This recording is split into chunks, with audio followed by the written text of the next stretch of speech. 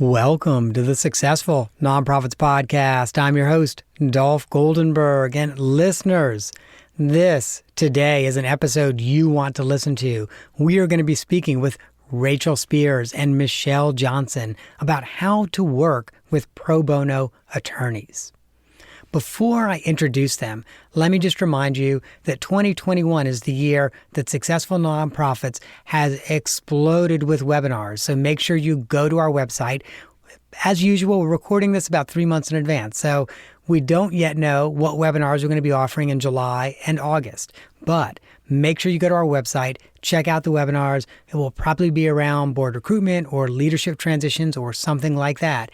And you can register. All of our webinars are free. Now, let me introduce to you, really reintroduce to you Rachel Spears and introduce to you Michelle Johnson. Rachel has been on the podcast before. She was on episode 40, and she helped us learn how nonprofits can find pro bono legal counsel. So we covered that topic, and now it's time for us to take the next step. Because, almost all nonprofits at some point need legal counsel. Maybe they want to amend their bylaws. Maybe they received a letter from the Department of Labor or from some other regulatory body, and they need some help responding to that.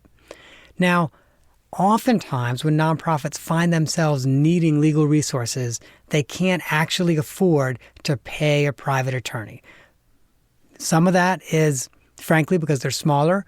Other times, though, it's because, they're looking at their budget. They've already created their budget for the year, and it's just not budgeted. And so what they do is they go out and they find a pro bono attorney. This is one of the amazing things about the legal profession. Pro bono work, which is essentially volunteer professional work, is baked into the DNA of the legal profession. And the vast majority of lawyers do pro bono work of one type or another. So I'll share with you, as an executive director, I worked with pro bono attorneys, and as a consultant, I have often partnered with them in serving the very same client. And so over the last 20 or so years, I have had the pleasure of working with amazing, dedicated volunteer attorneys who are helping to make their communities and the world a better place. And so today, Michelle and Rachel are going to help us learn how we, as nonprofit professionals, can best work with pro bono attorneys. Michelle is an attorney with Nelson, Mullins, Riley, and Scarborough. And let me tell you, she does one of the most important types of law for a lot of nonprofit executives, and that's employment law. Those Fair Labor Standard Act issues, those EEOC issues, etc. She does labor law, and she does it well. And let me also share with you that in addition to being a labor attorney, she is a dedicated pro bono attorney. She has been doing pro bono work throughout her legal career and has a huge feather in her cap. In the Atlanta region, she was the Pro Bono Volunteer of the Year as awarded by Pro Bono Partnership Atlanta in 2013.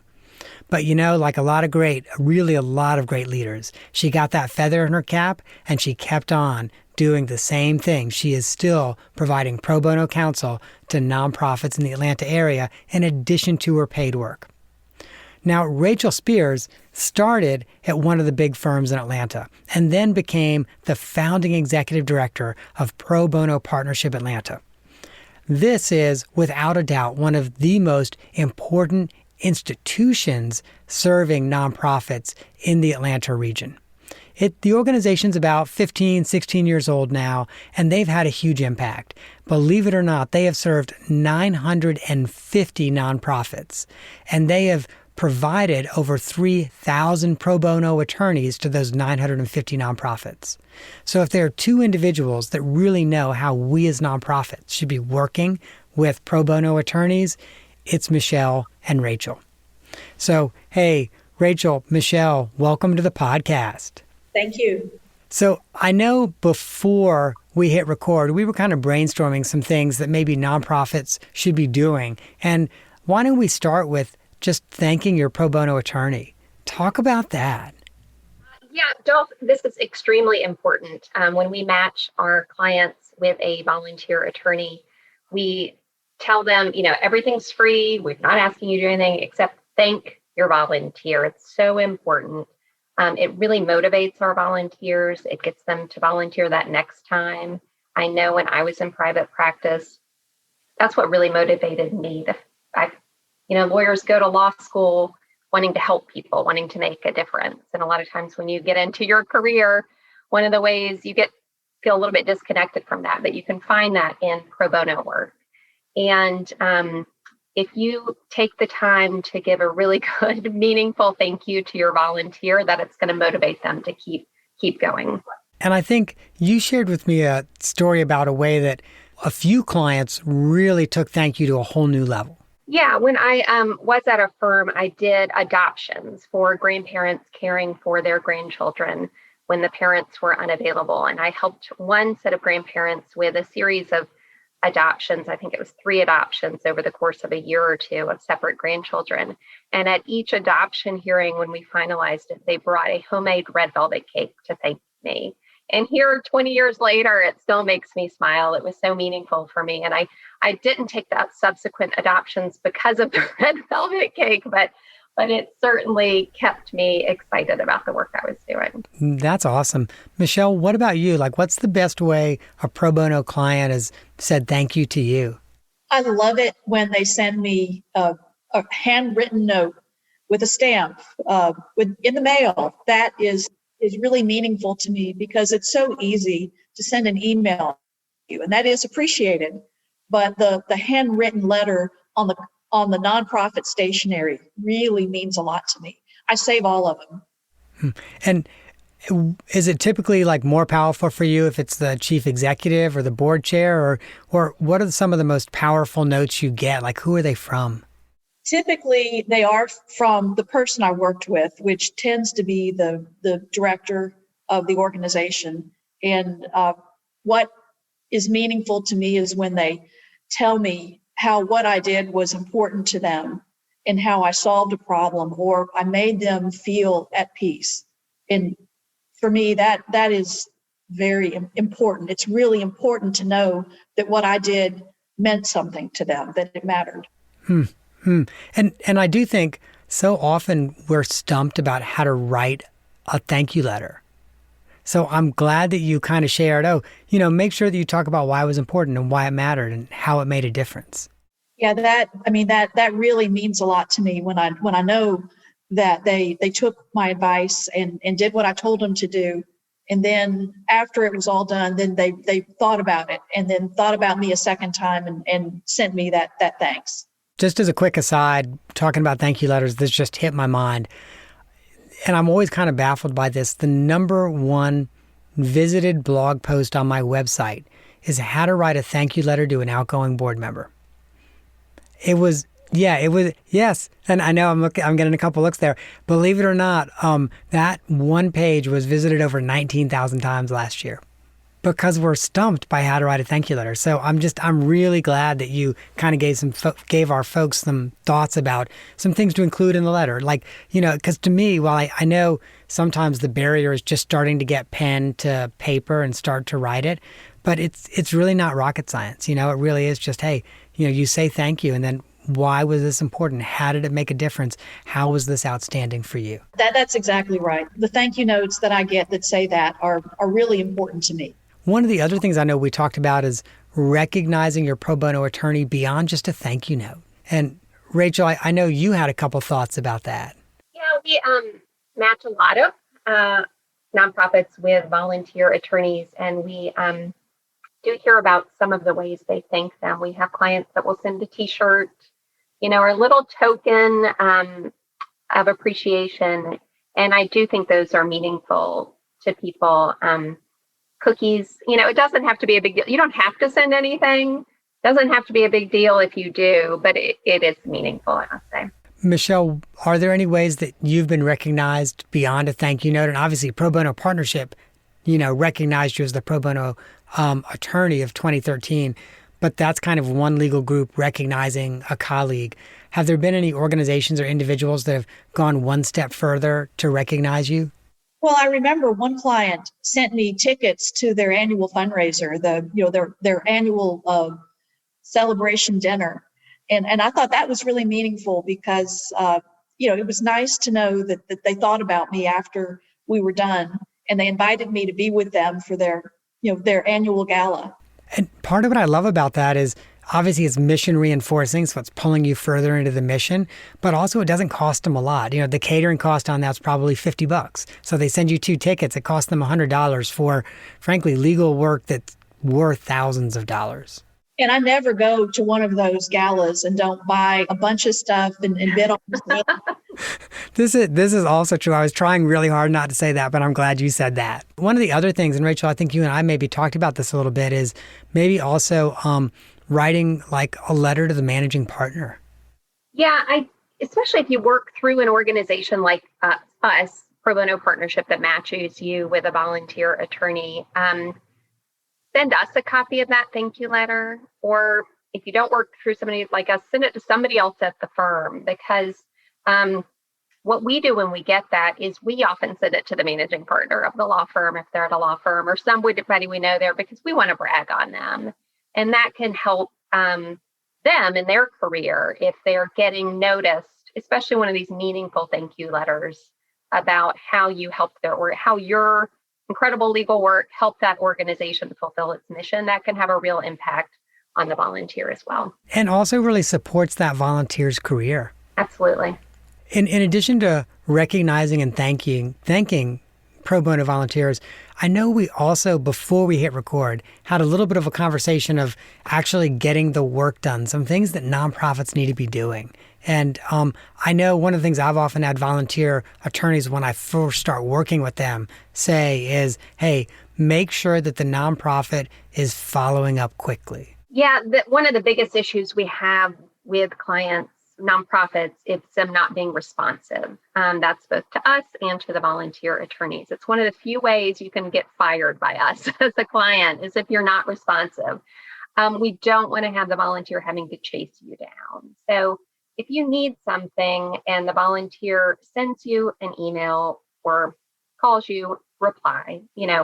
Even if you are slammed at that moment, reply and say, I'm slammed at this moment, but I'll follow up next week. Or if you get something, the attorney sends you something and maybe it's not quite what you wanted and you just don't have time to deal with it, reply, have a conversation, take the time. Don't just, go radio silent. I find that for some reason that's people's solution when they don't know how to handle something. Certainly if you're working through an organization like ours, we can help with communication, but you really need to take responsibility for being responsive to anybody that's trying to help you. That's incredibly frustrating. I would also imagine, like on regulatory matters, or litigation, when there's a deadline to respond by, you're putting your attorney in a bad spot if you delay by even a few days. Right. That's absolutely true. When that happens to me, as Rachel said, it's so frustrating because you have a deadline. The court isn't going to wait, and it's so important to be responsive, as Rachel said.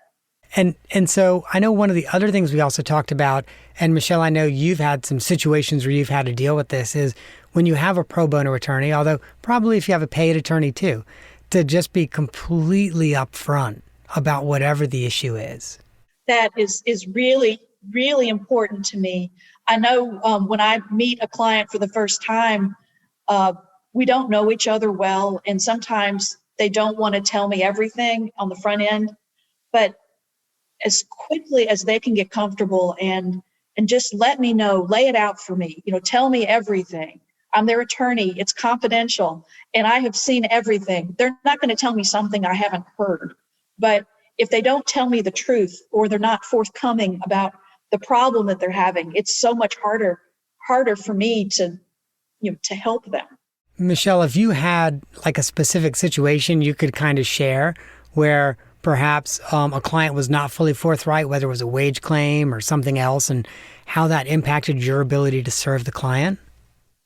Well, one problem I'm thinking of in particular was a Fair Labor Standards Act case I had where the client had not paid overtime that was owed.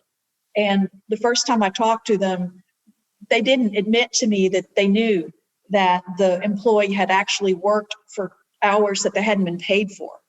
And it made it a lot harder for me because the employee knew how much they worked and the client knew how much they worked. And the only person who didn't know was me. And I was the one who had to try to help them through that. And so it really made it a lot harder for me to help them reach a resolution because I didn't have all the information that I needed. And how did you resolve that with that client? Well, I just told them that, it happened. And when I finally did realize, when I had all of the facts, then we worked it out at that point. But it took longer and it was harder. And we lost a lot of credibility with the other side because they, as I said, everyone knew but me. And I was the one who was trying to negotiate. Wow. Oh my gosh. That just had to feel really bad to think like I'm volunteering my time and I kind of feel like I'm spinning. Yeah.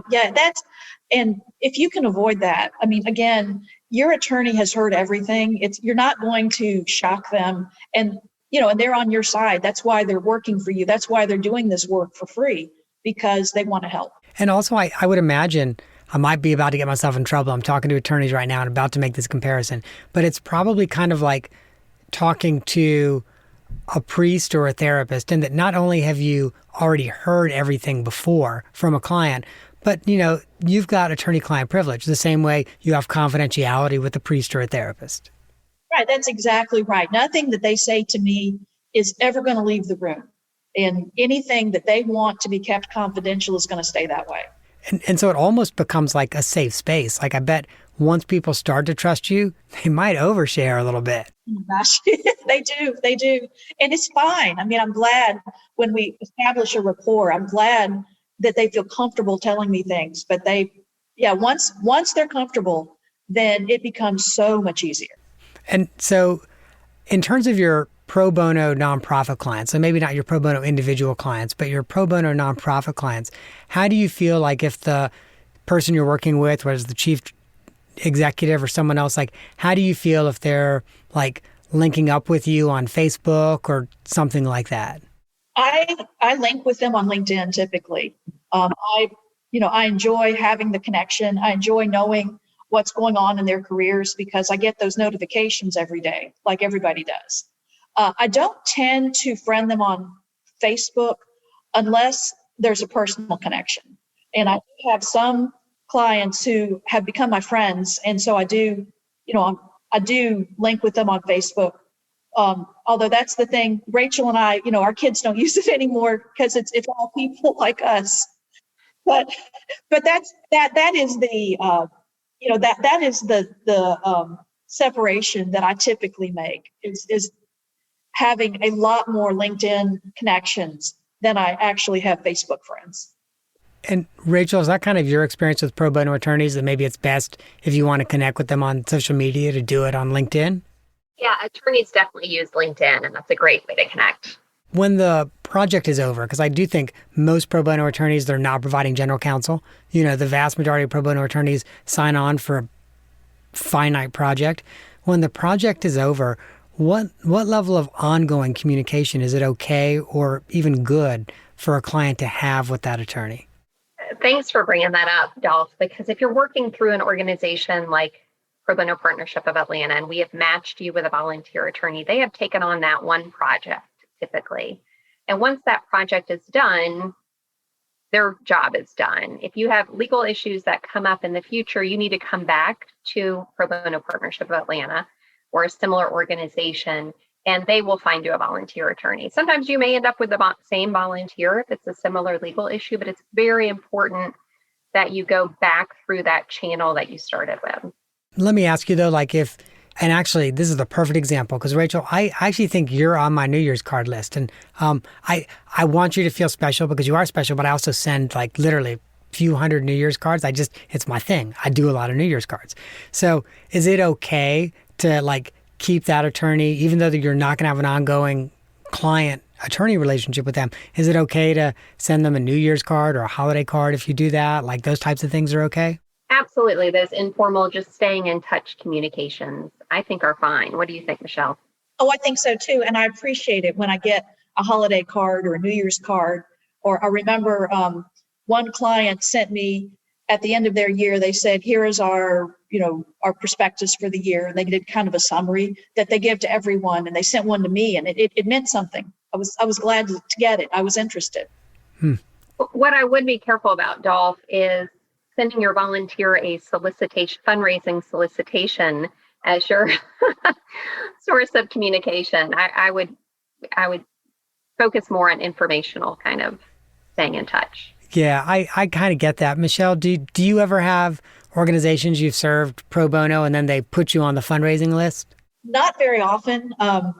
Occasionally, and when they do, I really don't appreciate it. So I do like when they reach out to me to tell me how they're doing, or to thank me, or to send me a holiday card, something like that. But yeah, when I get the solicitation, that is kind of uncomfortable for me. Yeah, it's a little bit crass. It's almost like you've not said, oh, make sure I know about your gala because I want to buy a ticket.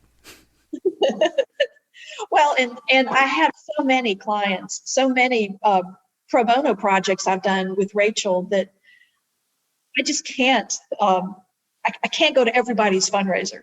Rachel, I'm so glad you mentioned that because it feels kind of icky, I think, for an organization to say, hey, thanks for the service.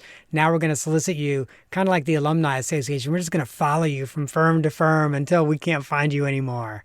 Are there other thoughts about ways that pro bono clients should be either cultivating that relationship or making sure they're treating that relationship well? I think the important thing is during the relationship, during the project, to, if you want the help, then stay in touch and then follow the advice that you're given. That's one thing that can be frustrating, is when I tell someone, I've seen this issue before, because there's only so many issues in the world. A lot of them happen again and again. And here's what you need to do to make this better. And then when they listen to me and they're very nice about it, and then go and do something else, that, to me, that kind of defeats the purpose of having me. Yeah. And then do they ever come back to you and say, oops, I made it worse, or no? Yeah, occasionally, they do come like, we should have done what you said. Well, next time. And, and that happens with my paying clients. I mean, that's just the way people are sometimes. Yeah. So do you ever feel like clients can over ask about that? And, so for example, if they really think, well, no, we should do B instead of A, is it okay for them to come back to you and say, we're really struggling. We know you said A, but we really want to do B. Can you please walk through this with us? Is that an okay thing to do? It's fine with me. I know that pro bono partnership is very good about, this is the project, and if it's something else, then we need to open a new matter. But I'm happy if the client comes back to me and they said, I know you told us to do this and we didn't, and now we want you to help us because now we've seen the light. We really need your assistance with this. I'm happy to do that. Yeah, Dolph, if I can add, there are times when the lawyer gives the advice and then the client needs to make a decision. And they may make a decision, realizing all the risk, and may decide to take a course that might not have been the advice of the attorney, but a course to take. That's one thing. But after that, attorney invests a lot of time in the organization. For them to just completely ignore the advice and do it anyway is really frustrating for everybody involved. So I think if a client gets advice from an attorney and has questions or doubts, it's totally appropriate in the course of that, representation to ask follow-up questions, like get your questions answered, and then ultimately make a decision. But don't just completely waste their time. Yeah, that makes a lot of sense. I do try to let the clients know when there's a decision to be made. You can do A or B. Here's the risk if you do A. Here's the risk if you do B. I recommend A. But if there's a decision to be made, then I really try to say, this is up to you. This is your business. You decide. And then if you have some difficulty after that, then let me know and we'll work through it. Nice. And I think that makes a lot of sense. So I know we are rapidly running out of time, and I've got to make sure I ask an off-the-map question. And this off-the-map question is, well, it's kind of next to the map. It might actually be on the edge of the map. And so for each of you, for Rachel and for you, Michelle, what has all that we've been through over the last 18 months, what has that helped teach you or inform you about pro bono volunteering? Well, one thing that came to mind over the last year and a half is how important pro bono attorneys are, because my nonprofits, they're small, they're not all that well funded. They don't have a budget to pay for legal work. Typically not for extensive legal work. And then with the pandemic, the world turned upside down, and my clients all of a sudden had all these new legal problems they never thought about before. And they didn't have, they couldn't afford to pay an attorney. And so they needed a place like Pro Bono Partnership where they could reach out and say, here is our need. And then PBPA was able to connect them with volunteer attorneys. And I've worked with at least 6 people at my firm who had never done employment work. And I've helped teach them and kind of walk through with them, because there has been so much need and need in so many new areas that none of us learned about in law school. We're learning at the same time as the clients. Gosh, that is so true. I think in so many ways over the last 18 months, I've thought, well, this is completely uncharted territory. None of us have ever been here before. How about you, Rachel? Yeah, there has been so much need. It's incredible. We were talking earlier about the demand for our legal services is just way up.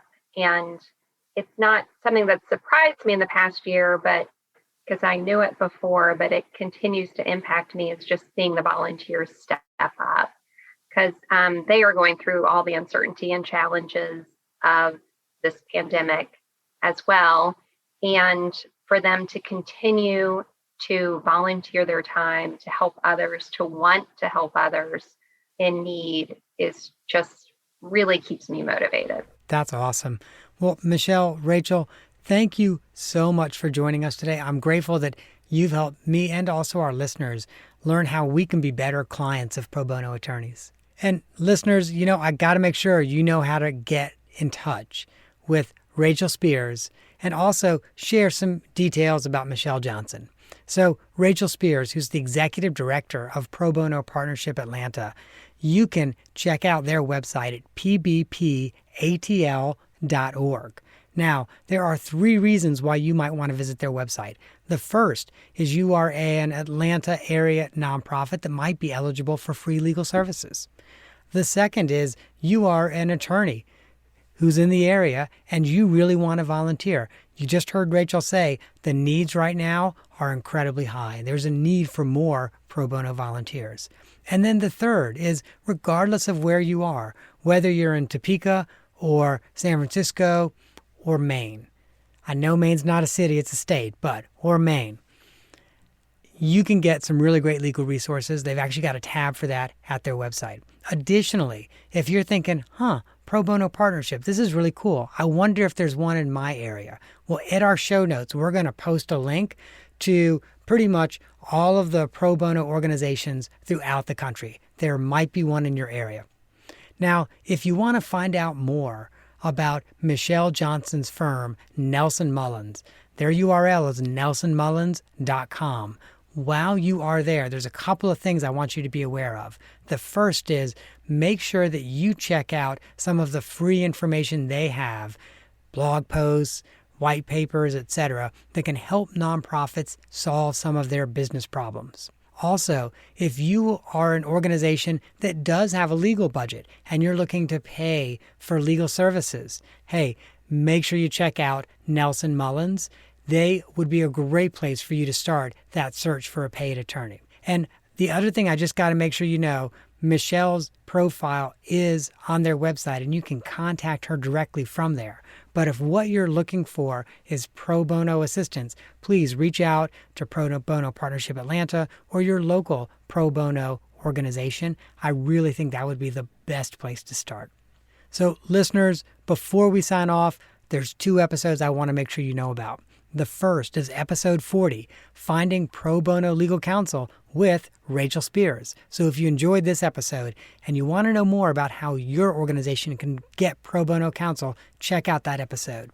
Quick pro tip though, that episode is now only available at our website, Successful Nonprofits. Full disclosure, the audio quality is not great on that. And so we actually took the first 50 episodes off of our iTunes and Google Play stream because the audio quality is not great. But you can still download it from our website and you can still listen to it. And second, we just talked about legal, but now let's talk about finance. Check out episode 172, Enlist Your Treasurer and Banker to Your Sustainability Team with Chad Wolver. Between the lawyers and the CPAs and the bankers, you will have a tight, well-run organization. That, listeners, is our show for this week. I hope that you have gained some insight to help your nonprofit thrive in a competitive environment. And at the end of every episode, I always remind you that I'm not an accountant nor an attorney. And while both Rachel and Michelle are attorneys, this episode is for informational purposes only and is not designed to provide tax, legal, or accounting advice. Sometimes I even sort of speculate. I think it would be odd to go to a podcast for tax, legal, or accounting advice. If you find yourself in need of that, please find a credentialed, qualified, local person and have a conversation with them. And if you are not sure who to reach out to, feel free to contact me. If I know someone in your area, I'm happy to make a referral.